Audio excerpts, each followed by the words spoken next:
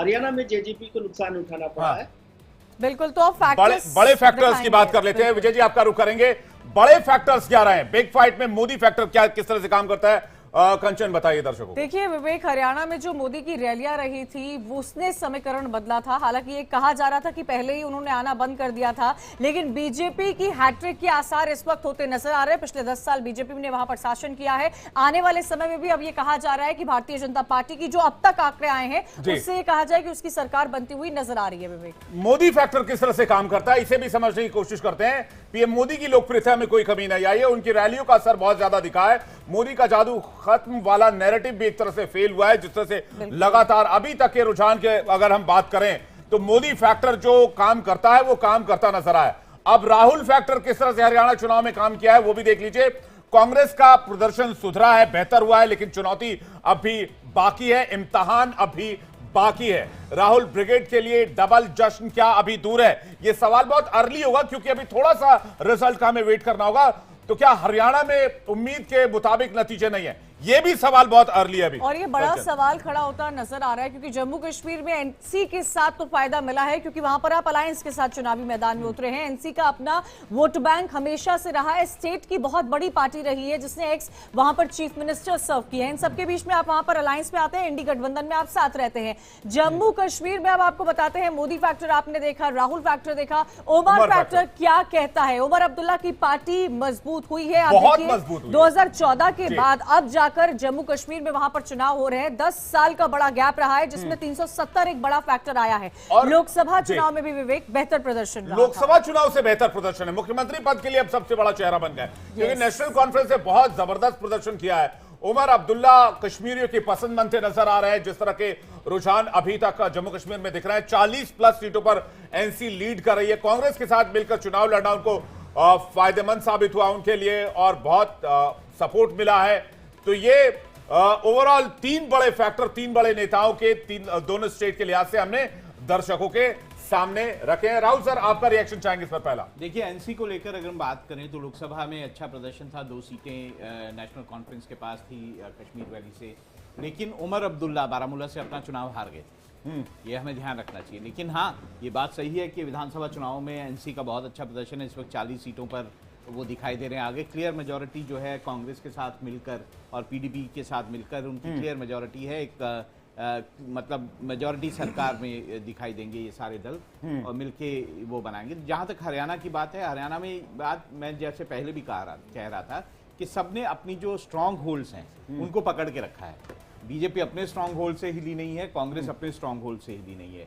ये जो हार आपको दिखाई दे रही है या कांग्रेस पीछे दिखाई दे रही है, ये इस कारण से भी है कि बहुत छोटे छोटे मार्जिन से जो है वो सीटें जो हैं वो लेकिन 50 सीटों पर पहुंच गए। अरविंद जी कुछ कहना चाह रहे हैं? चिराग सेठी काफी देर से कंचन एक वेट कर रहे हैं, उनसे उनके एक सवाल अरविंद जी मैं आपसे ये समझना चाहती हूँ, नेशनल कॉन्फ्रेंस 40 सीटों पर आगे चल रही है, कितनी स्ट्रॉन्ग होल्ड है उस पार्टी का? ये जो आंकड़े इस वक्त आ रहे हैं टैली पर जम्मू कश्मीर के हम देख पा रहे हैं, वो साफ तौर पर उसको इनकार नहीं किया जा सकता। देखिए, महत्वपूर्ण है कि घाटी में जो है नेशनल कॉन्फ्रेंस ने पूरी तरह से एकदम क्लीन स्वीप कर दिया है। महबूबा की पार्टी जो है डाउन हुई है, आप देखिए उनकी बेटी भी पीछे चल रही थी। और सबसे जो बड़ी बात है कि जो अभी राहुल जी कह रहे थे कि नेशनल कॉन्फ्रेंस और कांग्रेस का जो अलायंस हुआ है ना, उसका बड़ा फायदा मिला है। और वही अगर हम हरियाणा में देखें तो इनका अलायंस देखिए आम आदमी पार्टी से, जो भी विजय जी कह रहे थे कि 1.61 कुछ % जो है आम आदमी पार्टी को जो वोट मिल रहा है, अगर वो प्लस हो जाता, कांग्रेस के साथ एड ऑन हो जाता, तो यहाँ पे आंकड़े शायद कुछ और होते।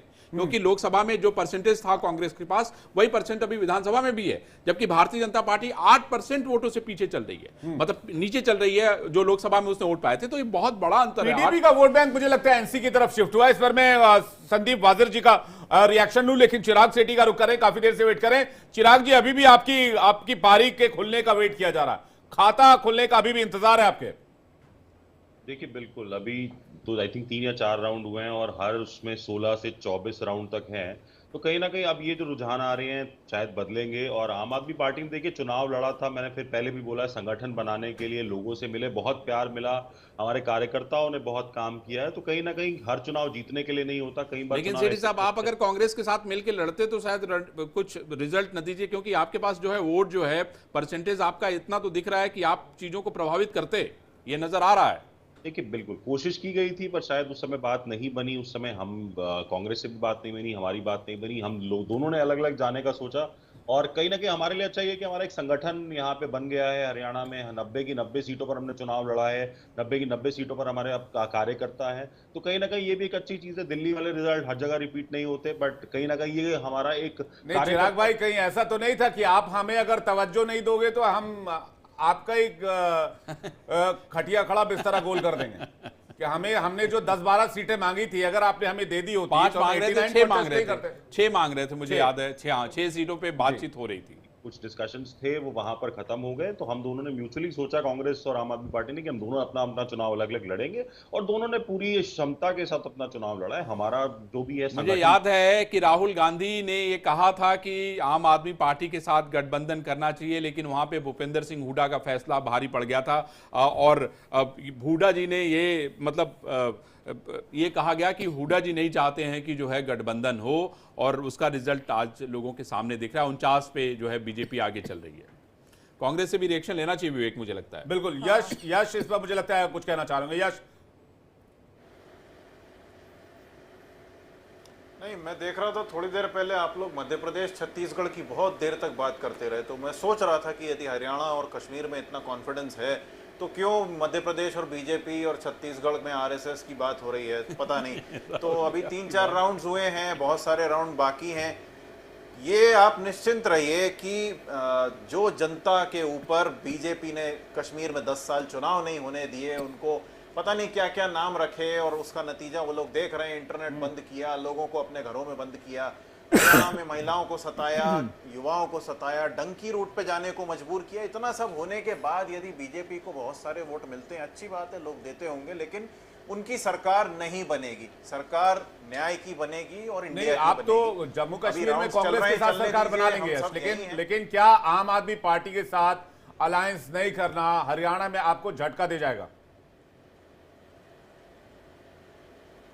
नहीं, देखिए, ये सब मायने नहीं रखता है। मायने केवल ये रखता है कि आज नतीजे हैं, आज नतीजे आएंगे, कितनी सीटें किस पार्टी को मिली हैं वो दिखाई देगा, और उसके बाद विधायक दल मिलके इंडिया की सरकार में ये चुनेगा कि नेता कौन होगा विधायक दल। मंथन करने अब की जरूरत है। आम आदमी पार्टी हमारे साथ गठबंधन में है, जरूरत है कि आखिर ऐसा क्यों हुआ, क्यों नहीं हुआ। विजय त्रिवेदी जी, मैं आपसे ये समझना चाहती हूँ। कांग्रेस को ये भी सोचने की जरूरत है कि 10 सीटें लेकर बहुत ज्यादा खुश नहीं देखिए, है। सोचने की जरूरत जम्मू के पूरे रीजन में 42, अभी तो राउंड्स चल रहे हैं। 43 सीटें अगर जम्मू के रीजन में है, उसमें से भी अगर आपको जम्मू और कश्मीर वैली में 10 सीटें मिलती हैं, बहुत खुशी की बात। कांग्रेस को 4 सीटों का नुकसान अगर पिछली बार के लिहाज से देखें जम्मू कश्मीर में। विजय त्रिवेदी जी, ऐसा क्यों होता है कि कांग्रेस पार्टी जो है लोकसभा के बाद नंबर बड़े हैं, उनका कॉन्फिडेंस बड़ा है, राहुल गांधी की यात्राओं का जिक्र किया गया है, स्ट्रैटेजी बनती है, बड़े बड़े मेगा अलायंसेस भी होते हैं, लेकिन उसके बावजूद भी जो भी नतीजे आते हैं उसमें बहुमत आने से चूक क्यों जाती है? क्या आपको लगता है कांग्रेस का ये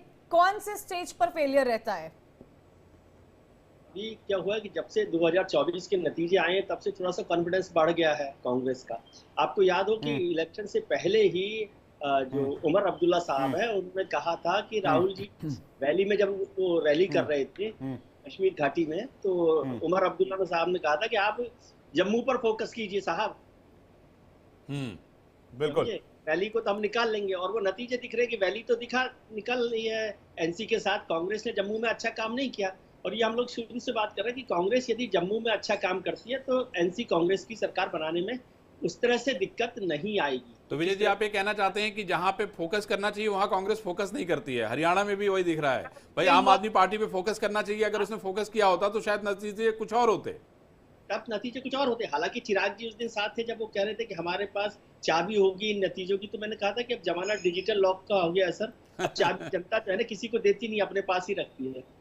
तो अब आम आदमी पार्टी के पास वो डिजिटल लॉक की चाबी नहीं है। लेकिन कांग्रेस को ये शायद लीडरशिप में भी प्रॉब्लम है कि भूपेंद्र हुड्डा भले ही वहां के सबसे बड़े छत्रप हो, लेकिन जब राहुल गांधी जी ने ये बात कही कि आम आदमी पार्टी के साथ हमें चलना